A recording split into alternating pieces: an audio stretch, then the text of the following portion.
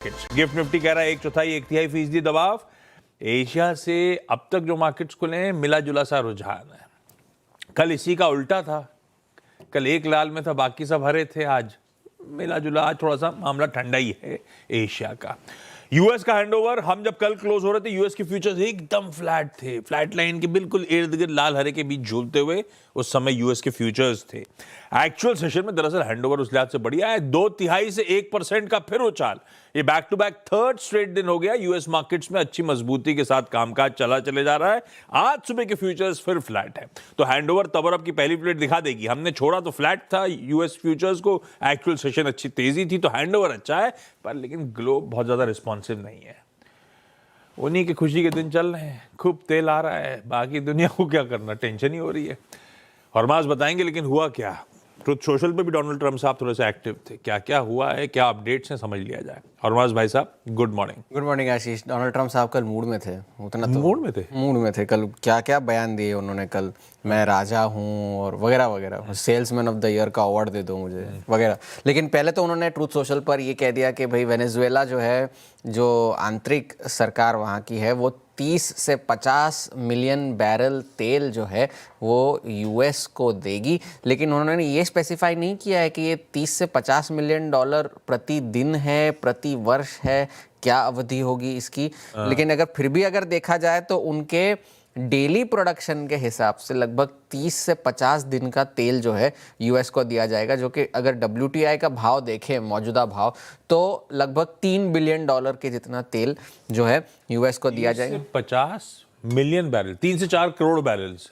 हाँ, अब ये बड़ा मुश्किल हो जाएगा। आज एक दिन की कहानी कह रहे हैं, महीने भर की कह रहे हैं कि साल भर की कह रहे हैं। और क्योंकि लेकिन अब तो कहने की बात ये भी है कि वेनेजुएला में तेल का उत्पादन बढ़ाने के लिए और काफी सारा निवेश करना होगा। तो अगर ये प्रतिदिन की बात कर रहे हैं तो फिर तो ये लॉन्ग शॉट है। प्रतिदिन के लिए भी, हाँ, तो ये लॉन्ग शॉट है। तो इसको कंटेक्स्ट में रखूं, India on an average daily 5 million barrels per day import करता है। इस मैग्नीट्यूड के वहां से कच्चा तेल अगर रोज उठा रहे होंगे तो सोचिए कितना असर पड़ जाएगा। खैर, ये क्लैरिटी आनी चाहिए उनकी तरफ से, लिख तो देते हैं कुछ भी बिना क्लैरिटी। तो उस वजह से थोड़ी बहुत नरमी तेल की कीमतों में दिख रही है। $60 पर फिर से ब्रेंट आ चुका है, WTI फिर से 55 के आसपास जाता हुआ नजर आ रहा है। लेकिन बाजार जो है वो पूरी तरह से वो आग लगे बस्ती में हम अपनी मस्ती में वाला मामला अमेरिका का। हाँ, यूएस के बाजार वहां पे, क्योंकि कल एक और रिकॉर्ड हाई बना डाउ पर, 49,000 के ऊपर बंद हुआ। 3 सेशंस जो हुए 2026 में, उसके 1500 पॉइंट की तेजी डाउ में देखने मिली है। S&P 500 भी कल रिकॉर्ड स्तरों पर बंद हुआ। नैस्डैक कल बढ़त के साथ बंद हुआ, लेकिन वो अपने रिकॉर्ड हाई से लगभग 500 अंक दूर है। उनके बाजार के लिए अच्छी खबर ही है, मॉरली गलत कर रहे हैं जो कर रहे होंगे, लेकिन उनके लिए इनके लिए तो बड़ा फायदा होने वाला है इकोनॉमी के लिए। तो ये बात थी। और साथ ही साथ फिर एनवीडिया ने भी एक बात कही कि चीन से जो डिमांड आ रही है काफ़ी अच्छी है, और उन्होंने जो गाइडेंस दी थी कि $500 बिलियन का रेवेन्यू होगा चिप्स से, वो और बढ़ता हुआ नजर आ रहा है कि मांग इतनी ज़्यादा है।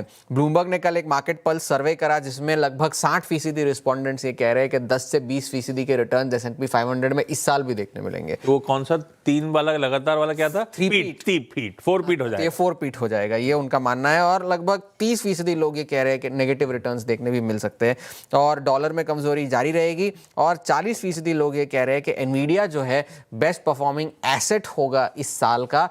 गोल्ड, कॉपर, इक्विटी सबको पीछे छोड़कर एनवीडिया सबसे बढ़िया होगा। तेल के अलावा डोनाल्ड ट्रंप ने कल और बहुत सारे बयान दिए। पहला तो उन्होंने ग्रीनलैंड पे बात कही कि व्हाइट हाउस ने पहले तो एक बयान जारी करते हुए ये कहा कि ग्रीनलैंड हासिल करने के हमारे पास कई तरीके हैं, और सैन्य क्षमता का भी अगर इस्तेमाल करना पड़ जाए तो व्हाइट हाउस उससे पीछे नहीं हटेंगे। वो Donald Trump commander in chief होने के नाते फैसला लेंगे। और साथ ही साथ दूसरी तरफ मार्को रूबियो ने, जो उनके विदेश मंत्री है, वॉल स्ट्रीट जर्नल को एक इंटरव्यू में उन्होंने कह दिया कि सैन्य क्षमता का इस्तेमाल करने का फिलहाल हमारा कोई इरादा नहीं है। हमारा इरादा यह है कि हम ग्रीनलैंड को डेनमार्क से खरीद ले।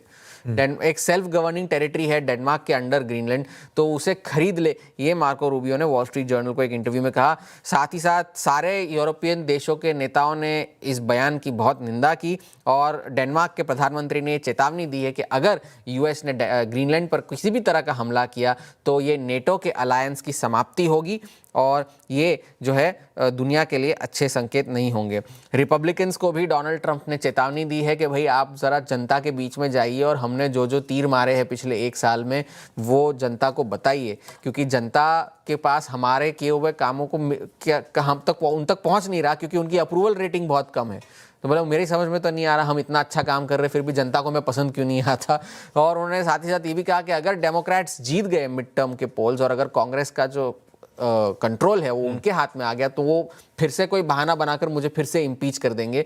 ये डोनाल्ड ट्रंप ने रिपब्लिकन्स को चेतावनी दी है। भारत को लेकर के भी उन्होंने बयान दिए। डिफेंस कॉन्ट्रैक्टर्स को वो थोड़ा सा जो है क्रिटिसाइज कर रहे थे और कह रहे थे कि जो लंबा लंबा वेटिंग पीरियड है उसे कम किया जाए और भारत ने जो 68 अपाचे हेलीकॉप्टर्स के ऑर्डर दिए थे उसे तेजी से पूरा किया जाए। प्रधानमंत्री मोदी के साथ मेरे अच्छे संबंध है, लेकिन फिलहाल वो मुझसे थोड़े से नाराज है क्योंकि बहुत सारा टैरिफ उन्हें चुकाना पड़ रहा है। लेकिन उसके आगे उन्होंने कुछ नहीं कहा, सिर्फ इतना कहा कि रिश्ते अच्छे हैं, लेकिन फिलहाल वो हताश है थोड़े से।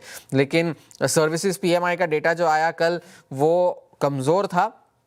अप्रैल 2025 के बाद की सबसे कमज़ोर ग्रोथ थी। न्यू बिजनेस में ग्रोथ 20 महीनों के सबसे निचले स्तरों पर थी, तो उस वजह से थोड़ा सा दबाव और इकोनॉमिक डेटा जो है कमज़ोर ही आया है, चाहे वो मैन्युफैक्चरिंग हो चाहे सर्विसेज पीएमआई हो। और एक बात ये, जापान के बाजार आज नीचे इसलिए है क्योंकि कल चीन ने जापान को दिए निर्यात किए जाने वाले सारे सामान पर जो है रोक लगा दी जिसको सैन्य क्षमता के लिए इस्तेमाल किया जाए। मिलिट्री यूज़ के लिए जितना भी सामान है या ड्यूअल यूज़ सामान है उस पर उसके एक्सपोर्ट्स पर रोक लगा दी। और जापान ने जो बयान दिया था कि अगर चीन ने ताइवान पर हमला किया तो वो अपनी सेना जो है वहाँ लगा सकते हैं, उसके जवाब में चीन ने ये कदम उठाया है। सोने की कीमतें $4,500 के पास फिर से है। चांदी ने फिर से रिकॉर्ड हाइज बनाया है। डॉलर मजबूत हुआ है, डॉलर पे नजर रखिएगा। और आज से काफी सारा मैक्रो डेटा आना शुरू होगा, एम्प्लॉयमेंट वगैरह वगैरह, तो इस सब पे आज शाम को बाजार की नजर। अब से 3 दिन ऐसे ही हो रहा होगा। कमोडिटीज में खूब हलचल है। जब आऊंगा कमोडिटी राउंड अप पे तब वहां पे फोकस कर लूंगा।